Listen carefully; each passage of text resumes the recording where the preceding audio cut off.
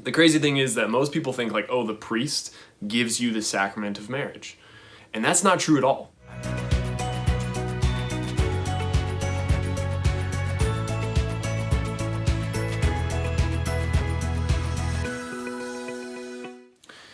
Hello everybody, my name is Adam Cross.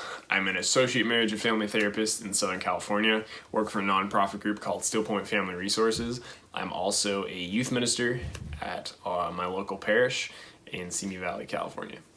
So today I want to talk about why I'm married. That might sound like a silly question, but I think in modern times we have to ask, like, why do people get married? So I want to talk about why I got married, share a little bit about myself and that. I've been married for almost 2 years now, coming up on 2 years, and my wife and I met at a young adult event actually at our parish. We were playing Capture the Flag and eating burgers, I think. A conversation came up of The Walking Dead, and I loved The Walking Dead. And she jumped in the conversation, started talking about The Walking Dead as well.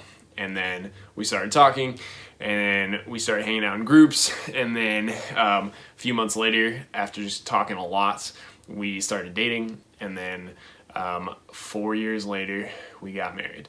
And I remember my wedding day, I was standing in the front of the church, and my wife was walking down the aisle with her dad, and I started really hardcore ugly crying. It was really bad. It was ugly, and it was like uncontrollable. Like I was trying so hard to not cry, but it was almost like I just wanted to explode with tears. And unfortunately for me, very fortunate for my wife, the videographer got it all on video of me crying. But it was this beautiful moment where I just like couldn't contain what I was feeling. It was feelings of joy and feelings of love and excitement just bubbling up all over the place. And I cried like a little baby in front of everybody. There's kind of this question of, why do people get married at all? And you look at society, and you look at celebrities, and you look at what's common, and you can often think, well, marriage is kind of just a piece of paper. People just go to a courthouse, get a piece of paper, and they're married. It doesn't really mean anything. And I'm going to have to say that if somebody thinks that, they're right. If marriage is going to a courthouse, getting a piece of paper, or if marriage is having your friend go online and get a certificate and marry you, then is it important? Right? It doesn't seem like it, right? Because you could cut that piece of paper up. You could get another piece of paper to undo that piece of paper if that's all marriage is. The difference is that the Catholic Church has the sacrament of matrimony, right? The sacrament of matrimony is a lot different than a piece of paper alone, right? Still a piece of paper, but that's not it, right? The marriage is based upon this sacrament. A sacrament is a tangible sign of God's grace. It's something that God gives us that we can tangibly and physically see is a gift of his love, right? So a sacrament, right? The sacrament of marriage is that God is giving us this great gift of marriage that he pours out his graces into, which is kind of crazy to think about. Like, the gift you get in marriage, like, it's not the ring, right? It's the other person. And through that other person, through this bond, God is actually giving you grace, giving you strength, giving you virtue. So marriage is this beautiful way that God is like interacting in our lives and in society, and it's this building block of society. To talk about cohabitation a little bit, like, we're asking, okay, why do I get married at all? If marriage is just a piece of paper and that's it, why do I get married, right? And that's what's happening nowadays, is most people, a lot of young people aren't getting married at all. Here's the thing about cohabitation. Cohabitation is defined of you're living with somebody, and there's usually a sexually intimate aspect of that relationship. So it's not just roommates, right? It's a romantic aspect of living with somebody. The thing is that people who cohabitate, they have actually a lot higher chance of getting divorced than a couple who waits to get married to live with each other, right? Statistically, we see that. And to even start out with marriages right now, I think in California, it's like 53% of people get divorced. So 53% are already getting divorced, and then you live with your significant other before you get married, you're increasing that beyond 53% chance that you'll get divorced. Cohabitation, right? A lot of people say like, well, you need to ride the bike before you buy it. Like all these pretty bad analogies for another human being. Like, oh, you need to see what somebody else is like. Like, do they clean up after themselves? Like how do they brush their teeth? Like all these kind of ridiculous things that are arguments to live with somebody before you get married. But the truth is, if you do that, you're more likely to get divorced. You're also more likely to not get married at all if you live with each other before you get married. There's a higher chance of infidelity because there's no real commitment other than just you living there that keeps you together, right? There's more chance that you'll break up if you're living together before you get married, right? So the sacrament of marriage is different. Why is it different? Like I said, the sacrament of marriage is this tangible gift of God's grace through the other person. The crazy thing is that most people think like, oh, the priest gives you the sacrament of marriage.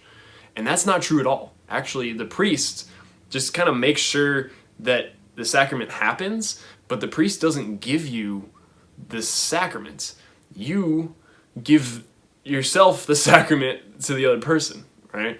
So when a man and a woman get married, they are giving themselves freely, totally, faithfully, and fruitfully to that other person.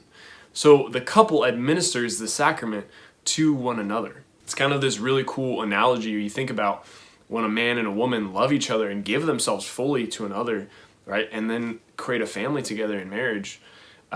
They reflect God itself. As I said in another video, the Father, the image of the Trinity is the Father loves the Son so much, not himself, right? It's not a selfish love, right? The Son loves the Father so much, right? Not himself, right? Again, it's like this authentic giving for the other. That love is so strong because God, and their love is so perfect that love is literally the third person of the Trinity, the Holy Spirit, which is love itself. So that means God's love is selfless, right? Is total, is faithful, right? Is very fruitful, right? And it's free, right? So marriage, the sacrament of matrimony, reflects God itself. Last couple things I want to talk about is that what makes sacrament of matrimony different from going to the courthouse? Well, there's a few things, right, that we recognize this as a sacrament, as each person gives themselves fully to the other. There's a few things that are needed for this sacrament, right? For the sacrament of marriage, right, and we look at this as like true, authentic love, right? Like true marital love. You'll hear the word conjugal thrown around a lot. Like real conjugal love requires these four things, right, for marriage. First one is free. So if you were forced to marry somebody, would that marriage be real? No, right? It's not valid. It's not a sacrament. It's not real because you're not free. You have to consent fully to choose to give yourself to the other person. Real love in marriage is free. The second one is total. So in marriage, right, they're called to give all of themselves, 110% of themselves to the other person. Here's what this could look like.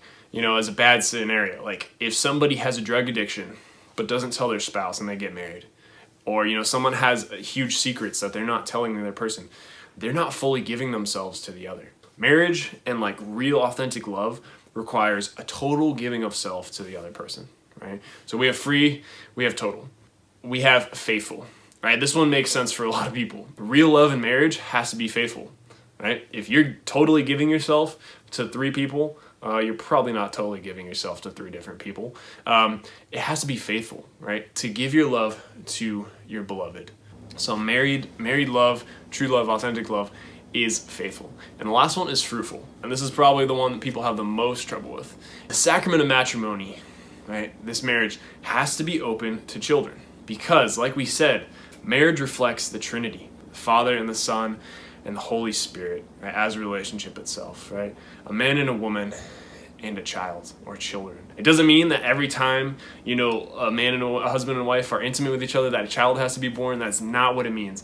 But it means that that marriage is open to God using your love, using your relationship, right, to produce fruit, to produce other yous, right? Mini me's of your spouse, right? I like to say, like, if you love somebody so much, but you would be terrified if there was more of them, maybe you don't love them all as much as you think you do. Like, I love you so much, but if there was another one of you running around, I couldn't handle it. Is that love, right? I don't think so, right? It's being open to God bearing fruit, literally, children in your lives. That could be a whole nother video, I swear. I don't want to minimize how important that factor is of fruitfulness and talking about contraception and infertility and all these different things. But married love is free, it's faithful, it's total, it's fruitful. So you can see that the sacrament of matrimony is no light undertaking. It's a total gift of self. St. Paul in a letter to the Ephesians says that, that husbands have to love their wives as Christ loves the church. How did Christ love the church? Christ died on a cross brutally for his church, the bride. So husbands, you are called to die brutally for your bride, right? And that might mean dying to yourself. That might mean serving your bride when you don't feel like it, right? And in the same way, wives, right? St. Paul calls wives to love their husbands, right? In that same mission of Christ, for wives to die to themselves, right? To love the other, to serve the other, right? In reflecting Christ. The sacrament of matrimony is not just a piece of paper. It's not something we just kind of willy-nilly enter into. It's something that is so deep and so deeply rooted in who we are and who God is that it can't be ignored, because it's the foundation of our society. It's what healthy and holy community is built upon. I joke around with my wife that marriage, the sacrament of matrimony, is kind of like a mini purgatory. And you think of, purgatory is the place if you die and, there's still some sins, that you need to be cleansed of, still some effects of sins that you need to be cleansed of before you go to heaven, right? You're being purged after you die to go to heaven, right? Marriage is kind of like that. And not that it's hell, right? It's the opposite. It's that marriage is really like helping you get to heaven, right? In Proverbs it says, as iron sharpens iron, one man sharpens another man, right? It's like sometimes in marriage you butt heads, right? You rub up against each other and you have arguments, but you learn how to love, you learn to grow in virtue as we bring God into this, and marriage purges you and helps you become ready for heaven, to be with Christ. The sacrament of matrimony at its core is that the husband is helping his wife get to heaven. And in the same way, the wife is helping her husband, right, get to heaven for all eternity. Right? It's not for the white dress or the honeymoon, but it's to help each other to become holy, right, to be transformed, to encounter Christ, and ultimately be with Christ for all eternity. I'm married because I believe in the sacrament of matrimony. I believe in God's gift of marriage, and that it transforms not only my life, right, in being able to die to myself for my wife in little ways, but it transforms society, right? To have these people willing to selflessly give of themselves to their spouse, to their beloved, reflecting God. If everybody lived holy marriages, man, our world would just be flipped upside down. And marriage has been a beautiful experience for me. It's not always, like rainbows and butterflies. It takes work, it takes practice, it takes patience, right? But that's what true love involves. So if you have any questions, feel free to comment below, give this video a like, share it, subscribe somewhere over here, send me an email, or check out my website, and I have a bunch of services that I offer on my website as well. But thank you for watching, and God bless.